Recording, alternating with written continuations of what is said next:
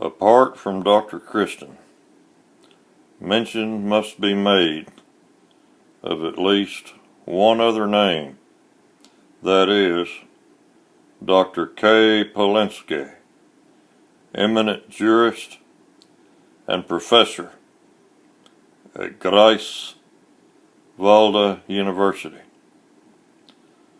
Dr. Polinsky was a leader in the German single-tax movement, but had become a fervent adherent of Gesell. On reading in the press of Gesell's nomination to Minister of Finance of Bavaria, he hurried to join him as legal advisor, while Dr. Kristen associated with Gesell as accountant consultant.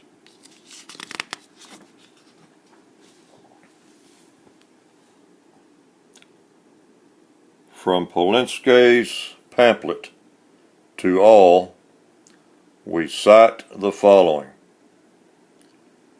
Silvio Gesell took over the finances of Bavaria when they were in the most deplorable condition. Never before had any economic system been in such utter confusion. Never before were the prices of products and services so unstable and unpracticable.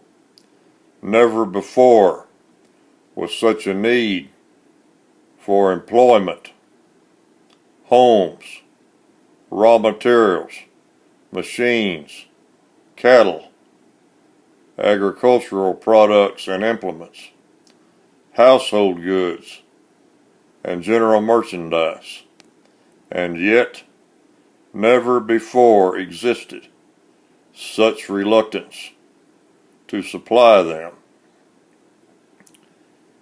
If, in spite of these disadvantages, Silvio Gesell accepted the job of bringing order into Bavarian finances, then it could only be done because he knew he possessed the one means of accomplishing this task, not only temporarily, but for all time, and moreover, not in the traditional manner, but in the spirit of justice, that is, by eliminating unearned income on the one hand and the obligation to work without income on the other.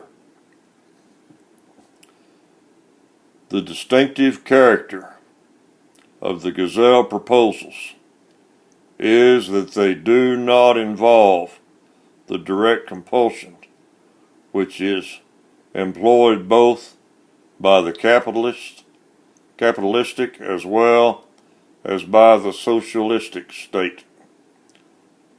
All of Gesell's practical proposals rest on the truth that the power of capital rests on the unlimited right of property in land and on the defects in money and money administration. Both land and money are indispensable to prosperity, but are constantly in short supply. Because of this short supply, everyone who has a surplus of land or money can exact private unearned tribute. Therefore, if we succeed in throttling the two scourges of human freedom, the social problem will be solved for all time.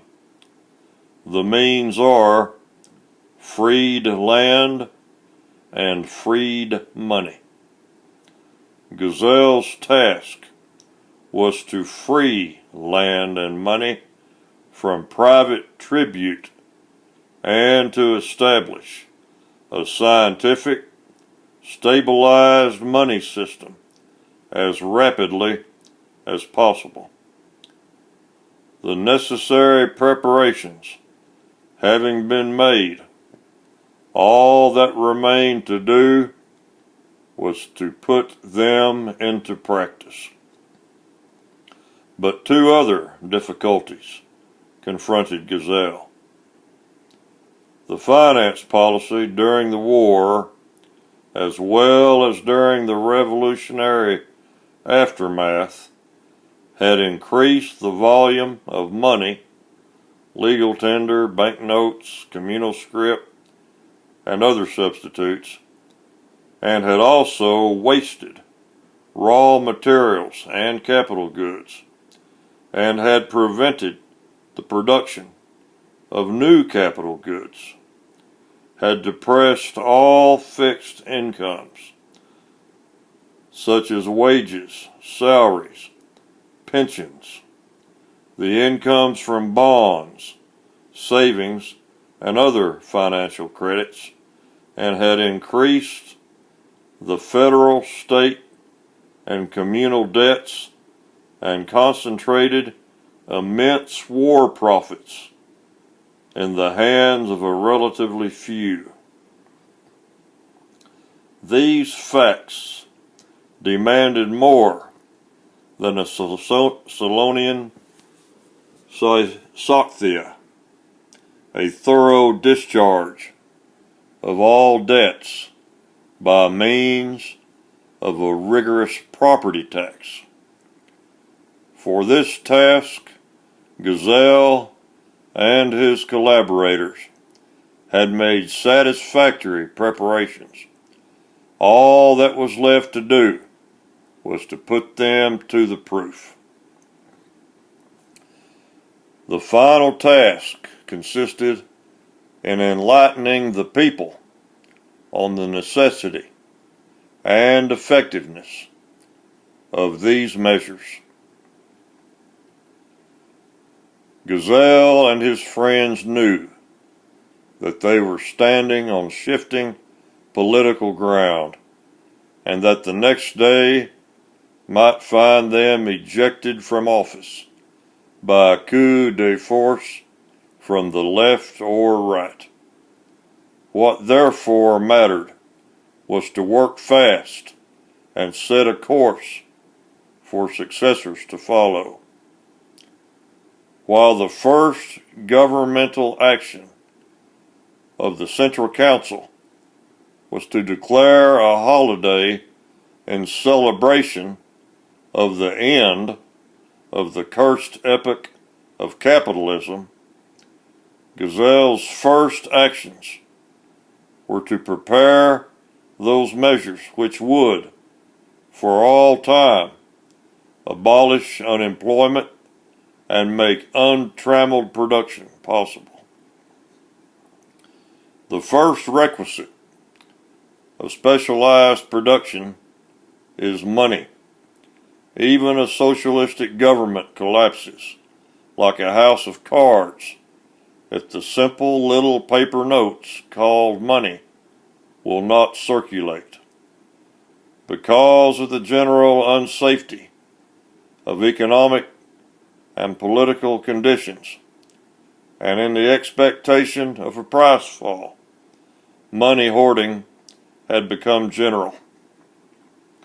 Of course, it was Gesell's intention to replace the congested money with unhoardable demurrage money, requiring periodic stamping to maintain its face value, or requiring it to be subjected to a discount after a certain interval. Self-interest would thus keep the money in circulation.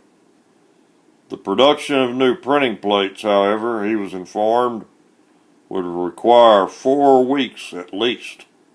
In the meantime, Gesell gave the order for the printing of special stamps to be placed by the public on the reverse side of the traditional money notes, in order to maintain their face value. For the moment, ordinary postage stamps were to be used, and all banks were ordered to accept only money thus stamped. The enlightened self-interest of the workers would impel them to refuse to accept any unstamped money. This stamping device would bring the money back into circulation and bring it under the stabilizing policy of the Treasury.